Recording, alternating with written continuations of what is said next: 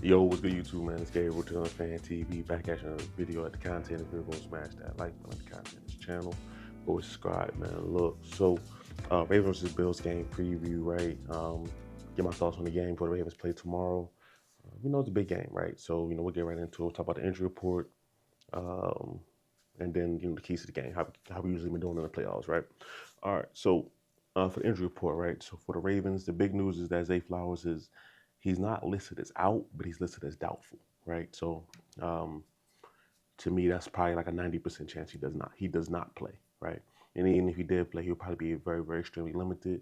I think the Ravens have been practicing in some gamesmanship. They've been showing clips of Zay Flowers working out on their social media page. John Harbaugh never officially ruled him out this week. I think these are all things to try to get the Bills to still have some Zay Flowers time wasted on their defensive game plan, right? I don't think he's playing at all. As far as Deontay Hardy, he's been a full participant all week. He's listed as questionable. He can help the Ravens out probably in the punt return game. He's been mainly a kick returner when he has been healthy, but the Ravens is helping the punt return game. They desperately need some help. So if he can provide some stability back there, that'd be much needed. All right, on the Bill side of the ball, the only person that on the injury report that's listed that um, actually gets game time will have some effect on the game is Ray Davis, right? He's in concussion protocol. That's questionable. He's been limited the entire week. We'll see if he goes or not, but they still got James Cook, a good backup running back, and Ty Johnson. So Ray Davis has had a fine rookie season, but the Bills don't have him. I'm not gonna say that's gonna be the biggest loss for them, right? All right. So that's the injury report. So the Bills in the playoffs, right? Obviously, they won their first game.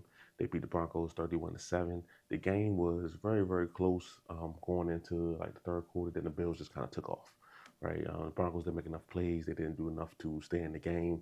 The Broncos got kind of passive, honestly. They weren't.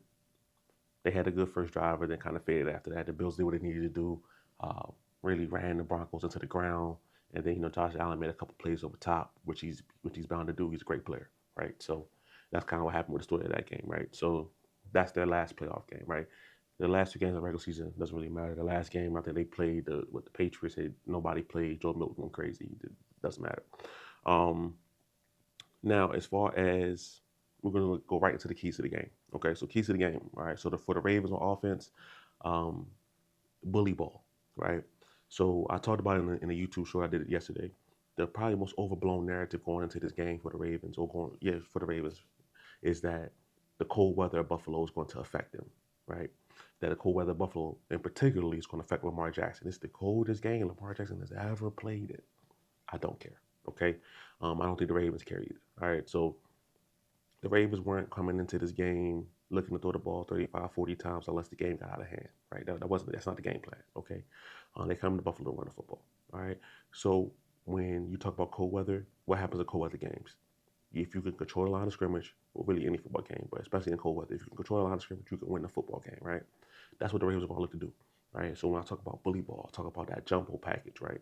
When we saw that 6 offensive linemen, really 7, because Patrick Carr is going to be on the field as well, right? Patrick Carr is pretty much a guard playing fullback, okay? So you're going to have 7 offensive linemen on the field, 2 tight ends with Likely and Andrews and Kolar, whoever, right? Dan Orlovsky talked about a little bit about this on ESPN as well.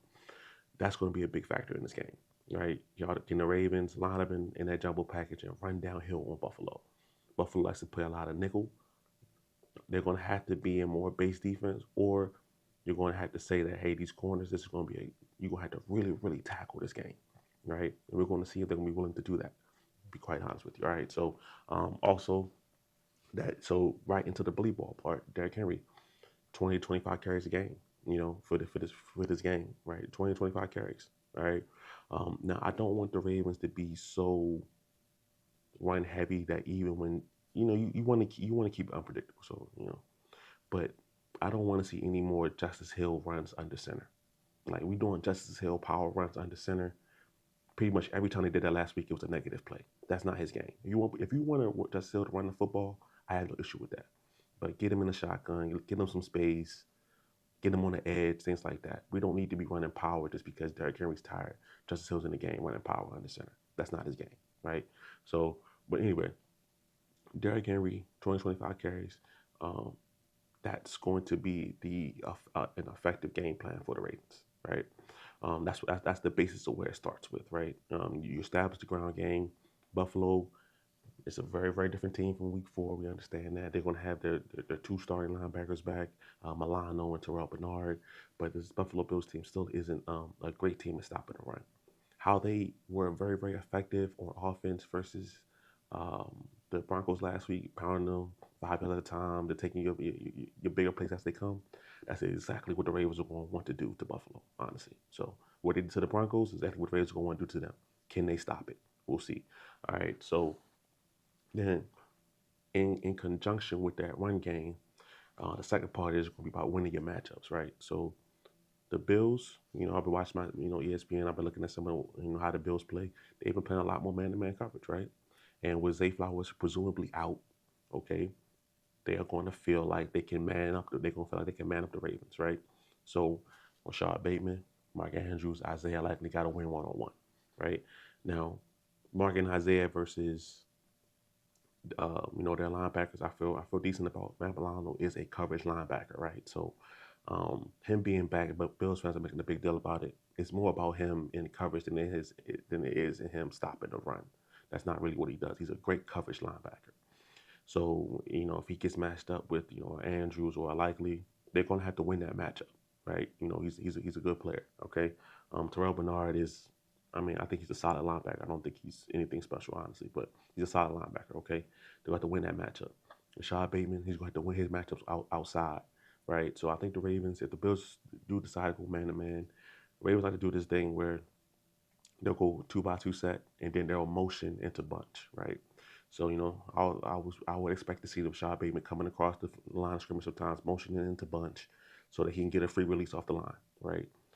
That way he gets into his route quicker, gets open easier, right? The Ravens love to do this type of thing, right? All right, and so that's why I like to see bunches, stacks. That's going to be an easier way to exploit man coverage, right? Who the Ravens will have playing outside of that.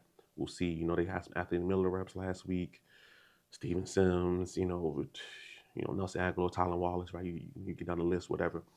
But those three guys, excuse me, Bateman, Andrews, Likely, they got to win their one-on-ones. That's what it's going to come down to in the passing game. They got to win those one-on-ones, right? And if the Bills do want to play man at a higher rate, good luck. It's the playoffs. Lamar Jackson is going to be willing to take off more, so you're turning your back on Lamar Jackson. Good luck with that, right? So either way it goes, I feel pretty good about how the Ravens can be effective going into that. All right. Now, defense, right? The defense, I'm keeping it simple, man. It's all eyes on 17, right? The Bills fans on Twitter or any way you can see it talks about how Josh Allen's a one-man show, this and that. Well, I disagree. He has a great offensive line. Khalil Shakir's a good wide receiver. James Cook's a good running back. But what they all correct is that everything goes through 17, right? So all eyes on him, right? So for me, this is what it comes down to. The Ravens cannot allow Josh Allen to be a scrambler. Okay, they can't allow him to roll out right, make these bigger plays down the field, kind of similar to how with Lamar Jackson, right? We'll talk about that as well. So they cannot allow him to do that.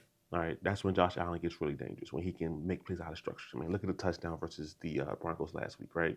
I think it was fourth and 5 or less. I can't remember exactly, but he play breaks down. He scrambles out to his right. He throws a crazy pass downfield to Ty Johnson in the back of the end zone, and touchdown.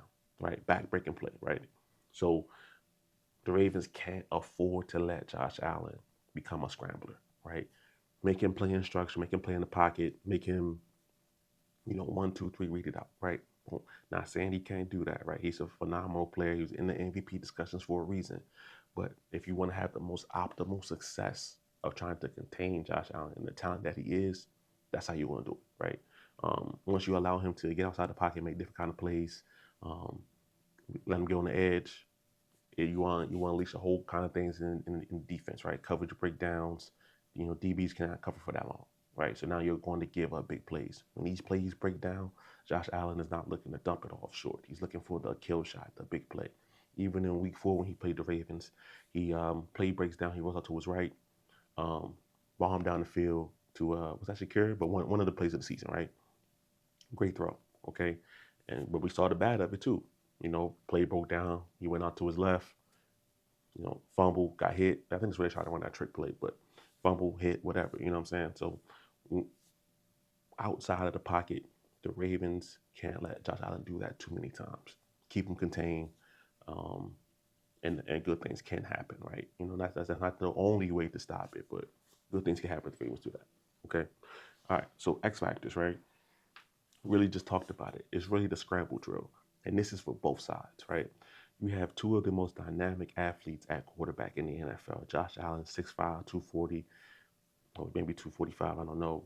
White Cam Newton, right? Pretty much. That's how I view Josh Allen, right? Okay. You got Lamar Jackson. Really never seen a talent like Lamar Jackson in terms of how he could do at the size, this and that, right? They compare every young athletic quarterback coming up to Lamar. He's gonna be the next Lamar Jackson now. That's the new thing, right? So you got two guys who are incredible talents out there who can make plays out of structure, right? Because you're going against two good defenses, right? The Bills are a really good defense. The Ravens are have been a better defense since Kyle Hamilton went, back to the traditional safety, Darius Washington, things like that, right? So you're going against two. So it's two good defenses going up against two good offenses, right? So all of these plays in structure aren't going to be there, right? It's going to be some times where they have to create, right? So which quarterback can create better when the play breaks down, right? Lamar Jackson has been incredible this year doing that. Um, Lamar Jackson, as you notice, I think we've all noticed that he's taking really, really deep drops on certain pass plays, and that allows him to get an angle on the edge rushers so he can escape, right? So that's going to be a key to the game. See if he can get escape and create some plays on the edge, right? When he played the Steelers last week, right? Play on the edge to Tylan Wallace. Tylan Wallace gets 20 yards. Play on the edge. Nelson Aguilar finds a soft spot in the zone. 2-minute drill. That went for I think it was another 20-yard game or so, right? So can you make those plays on the edge, right? We talked about Josh Allen last week versus the Broncos. Big touchdown to Ty Johnson.